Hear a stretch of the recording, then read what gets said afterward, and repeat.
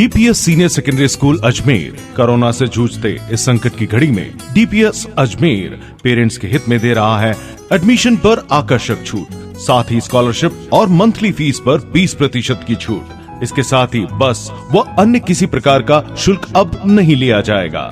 DPS Ajmer senior secondary school Tabiji. Rajasthan माध्यमिक शिक्षा board कार्यालय में आज पूर्व प्रधानमंत्री स्वर्गीय राजीव गांधी के 76वें जन्म दिवस के अवसर पर डिजी लॉकर सिस्टम का लोकार्पण बोर्ड अध्यक्ष डीपी जारोली के द्वारा किया गया।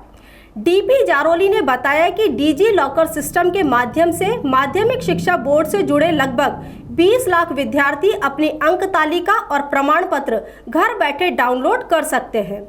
यह राजीव गांधी जी की ही सोच थी कि सूचना क्रांति के माध्यम से उन्होंने आईटी और दूरसंचार क्रांति को घर घर तक पहुंचाया। आज 21वीं सदी में उसी परिकल्पना को साकार करते हुए हर्ष हो रहा है। इस अवसर पर उन्होंने कहा कि स्वर्गीय राजीव गांधी ने चिकित्सा, शिक्षा और सुरक्षा हर क्षेत्र में भारत को आत्मनिर्भर बनाने में महती भूमिका निभाई। उन्होंने स्वर्गीय राजीव गांधी को शत शत नमन करते हुए श्रद्धांजलि अर्पित की। इस अवसर पर बोर्ड के सूचना जनसंपर्क अधिकारी राजेंद्र गुप्ता सहित बोर्ड के अधिकारी और कर्मचारी मौजूद रहे।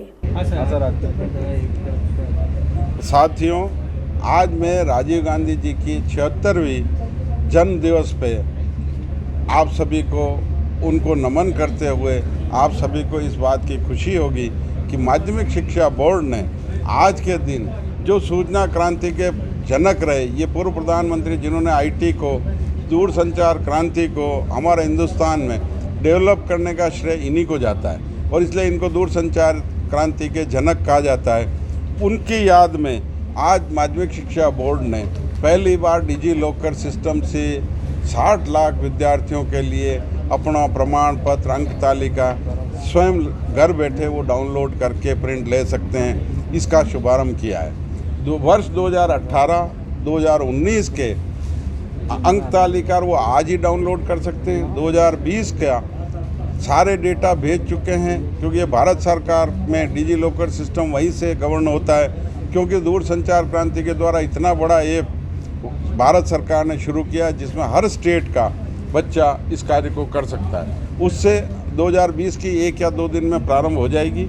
इसका हमने यहाँ से सारा हमारा डेटा आज वहाँ भेज दिया है और हम धीरे धीरे प्रयास करेंगे कि विगत 10 साल 20 साल के डेटा भी जितने डल सकेंगे इसमें डालने का प्रयास करेंगे, जिससे कि कोई पुरानी मार्कशीट, अंक तालिका, सर्टिफिकेट वहीं से ले सके।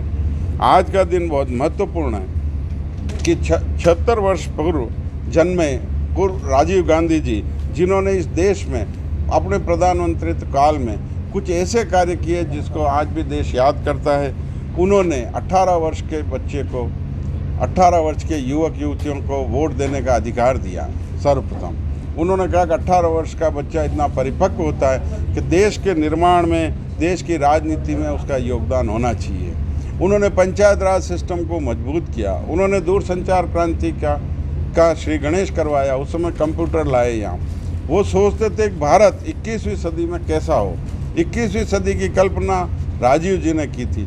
उनके द्वारा किया गया हर कार्य आज 21वीं सदी में जो मजबूती हमको देता है, हमारी सेना की मजबूती है, तो उस समय उनका सोच था।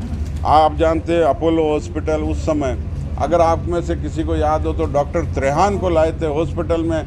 हार्ट के ऑपरेशन हमारे हिंदुस्तान में नहीं, लोग विदेश जाते थे, जो सक्षम थे वो करवाते थे।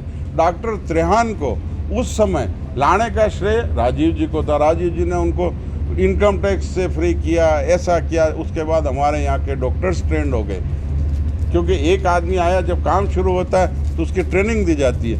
तो हिंदुस्तान का डेवलपमेंट चाहे चिकित्सा के क्षेत्र में हो, शिक्षा के क्षेत्र में हो, सुरक्षा के क्षेत्र में हो, और युवकों को आगे बढ़ाने के लिए राजीव जी ने अपना पूरा जीवन कुर्बान कर दिया। और ये वो शख्सियत है कि इंदिरा जी ने, राजीव जी ने अपना बलिदान इस देश की सुरक्षा के लिए, देश को एकता में पिरोए रखने के लिए अपना बलिदान भी दिया। क्योंकि आपको पता है कि राजीव जी का बलिदान भी आतंकियों ने किया था। आतंकवादी हरकतों से ही इंदिरा जी का भी सिर्फ इसी वजह से हुआ था कि वो देश की एकता के लिए कार्य करती रही। इसलिए मैं आज के दिन राजीव जी को नमन करते हुए उनको सत नमन करता हूं कि उन्होंने जो चीज़ें दी है और उनके द्वारा जो कार्य किए गए उनको हम आज याद करते हैं और उसके आधार पर हम कोशिश करेंगे कि हमारा हिंदुस्तान का लोकतंत्र